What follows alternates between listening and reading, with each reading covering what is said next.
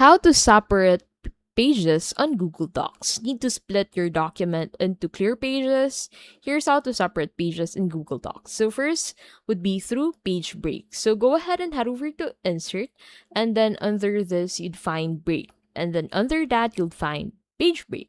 So click on it, and that will allow you to easily separate pages on your Google Docs file. Another thing you can do is to do section break. So use this if you want different headers, footers, or formatting per section. Fourth, adjust margins. Adjust margins. So to do that, click on File and then under this select page setup, and then set your margins into this section and then click on OK to save the changes.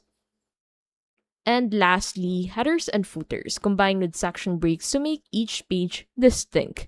And that is how to separate pages on Google Docs.